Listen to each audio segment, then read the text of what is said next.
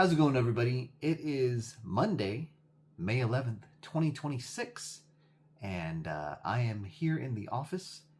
Just got my latest package from Loved Again Media. It is a subscription-based company where you pay a monthly fee. For me, it's $25 a month, and I get 10 physical discs every month. 5 DVDs, 5 Blu-rays, and again, they don't sponsor me or anything. This is purely a thing that I want to do. I pay for, and I love doing because I like collecting physical things. And as you see with all these streaming services, the movies and the shows that you like can just be yanked away from you at any time. So to have a physical disc on the shelf that I can pop in whenever I want is a blessing. So thank you to Loved Again Media for existing. I will support you as long as you're still around because I want physical media on my shelf that I can just get to anytime. So let's check out what's inside, huh?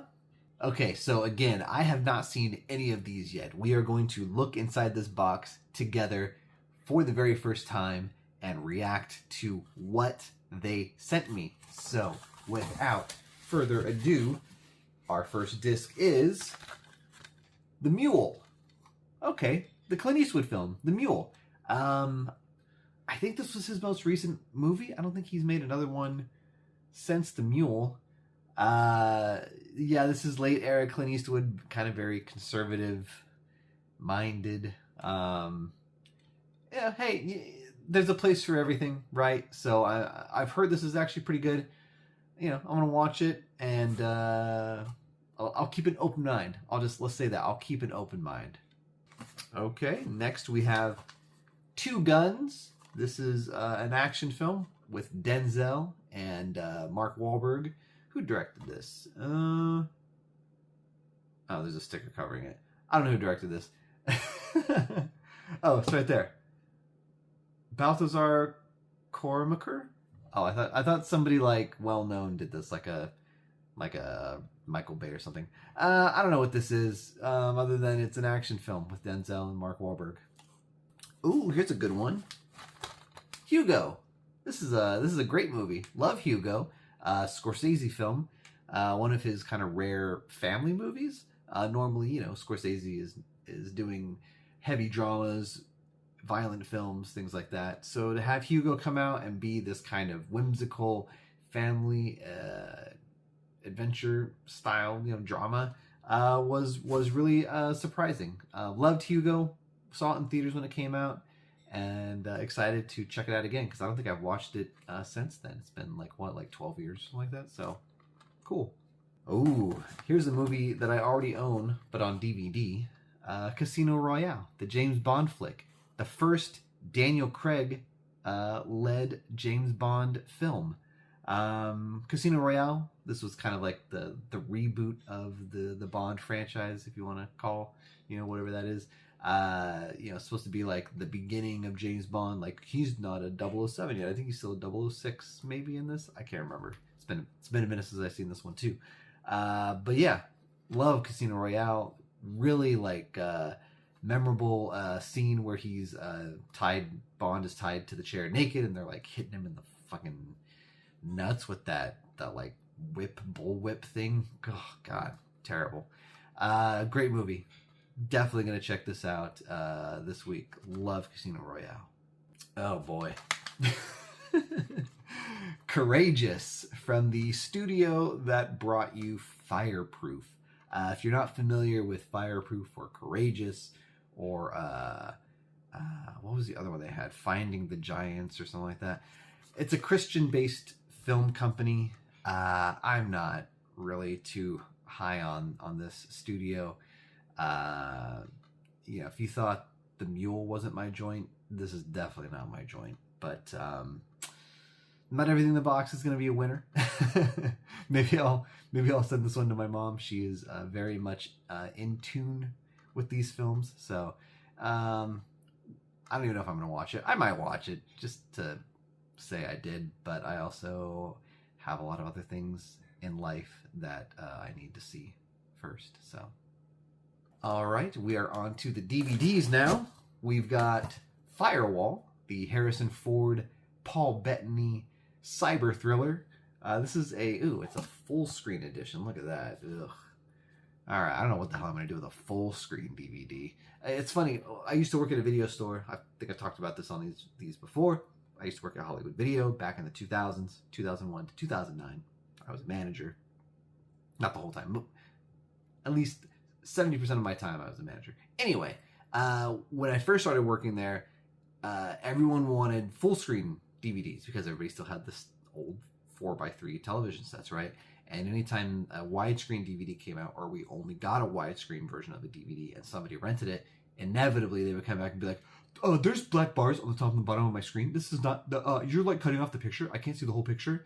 And I have to be like, excuse me, sir. Actually, you're seeing the whole frame. When the picture fills your TV, it's actually cutting off the left and the right, so you're not seeing the whole image. But people are, stupid, and they think that if the whole screen is not full, then they're not seeing the whole picture. Anyway, so yeah, why did they give me a full screen edition of this movie? I don't know. Kind of bummed, but what are you gonna do? Pet Cemetery, and this is definitely not in English. Cementerio Maldito. Is it Spanish? This is a Region 4 DVD. I don't think I can play this in. See what region is Firewall. Region 1, yeah. This is not an American DVD. This is not for my region. Loved again media. Like I said, I love you, but sometimes you mess up. This is the second box in a row that I've gotten a disc that I cannot play on my hardware. So I don't want to invest in a region-free player, but if they keep sending me this stuff, I might have to. I don't know. Anyways, Pet Sematary. This is a great movie. Just finished reading this book not that long ago. Loved the book. I don't know if I would say the movie is better than the book. They're different. This version is much closer to the book than they made like a new Pet Sematary film a few years ago. That one's not very good, but it has stuff in it that this movie doesn't have, and vice versa. So if you like the book, watch both because you'll kind of get a fuller adaptation of the novel. What is next? We have The Bad News Bears. All right, hey, I haven't seen this movie. I know it's a classic, and I know a lot of people over the years have told me to watch it, especially when I was working at the video store. I had a guy who I worked with who was very deep into 70s films. He's about 7 or 8 years older than me, so he was really he was more Gen X. I'm a younger millennial. He was kind of an older Gen X. Anyway, he really liked stuff from the 70s, Bad News Bears, Slapshot, stuff like that. And he actually got me into Clerks and Kevin Smith. Before I met this guy, I think his name was Daniel. Before I met Daniel, I did not really know too much about Kevin Smith other than that the Jay and Silent Bob characters were in Scream 3. And I had seen trailers for Dogma and Mallrats, but I never really knew about Kevin Smith. So that guy got me into Clerks and all that. What that has to do with Bad News Bears? Nothing. It reminded me of that guy, which reminded me of Clerks. So anyway, yeah, cool. Can't wait to watch this. Hopefully it's my region. Here's a fun one. Get Smart. I have a fun story about this. I went to go see. What did I go see? Indiana Jones and the Kingdom of the Crystal Skull. I saw that in theaters on opening night, midnight showing, and the movie theater that I went to. You know how they play the 20 minutes of trailers and commercials before the trailers, right? It's the pre-show. So it got to a point in the pre-show where it played a short trailer for Get Smart, this movie, and something happened in because I also used to work at a movie theater, so that pre-show is piped in from a satellite feed, and it's not stored at the theater. So if it breaks or anything, there's nothing the theater can do about it. It's the satellite feed they're getting. So anyway, something happened with the satellite feed, and it just looped this same Get Smart trailer over and over and over for like 15 minutes. So by the time I got to like the fourth or fifth playing of this trailer, the entire theater was like reciting the trailer from start to finish. So yeah, I just remember there was a point where in the trailer where I guess like Maxwell, played by Steve Carell, like hits some person's car, and the little kid, there's like a little kid who sees it happening. He's like, "Mom, mom, mom, mom." And the mom freaks out. She's like, "Sean, Sean, Sean, Sean, do you see how annoying that is when somebody says your name over and over and over again?" So yeah, that's the only thing I remember from that trailer. And I just remember every time it came on, the entire audience would go, "Sean, Sean, Sean, Sean, Sean."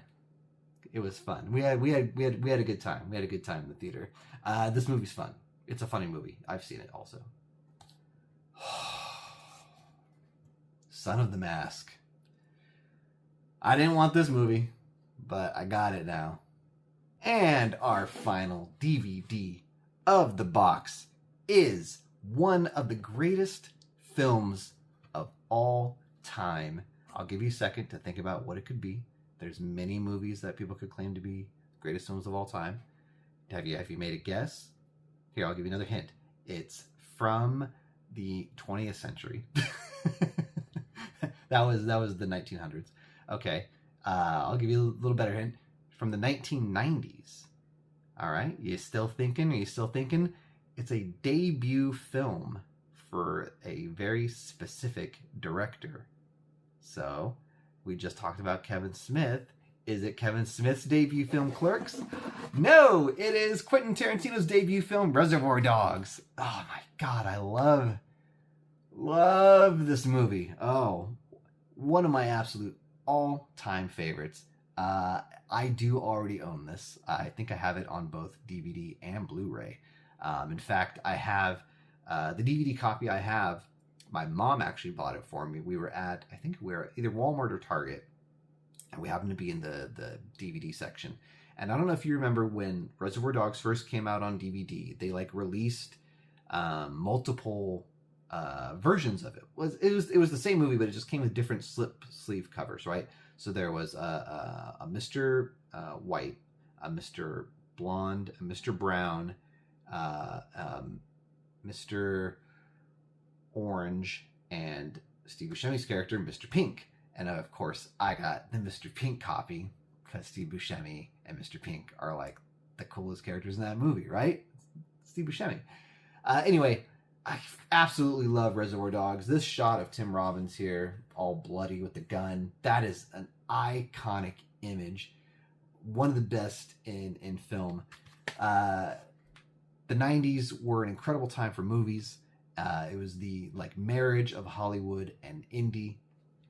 You could argue that indies kind of became less experimental because of the 90s indie boom, but I also think it meant that we got a lot more interesting, fresh voices out of that decade, and it made the 2000s. The 2000s is where indies became really commercialized.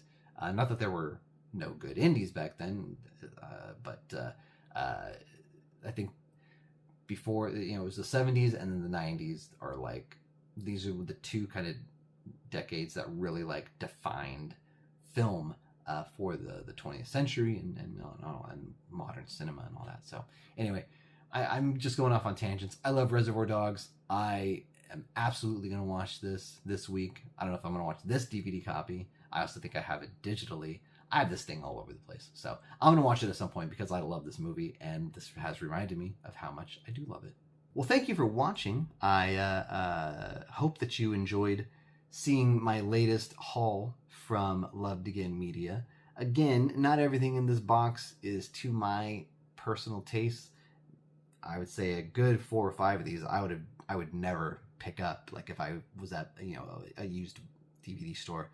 But now that I have them, I have access. I have unlimited access forever you know, or at least until the discs degrade or I can't get a machine to play them on. But let's not think about that right now. Let's just think about how cool it is to have these, how cool they're going to look on a shelf.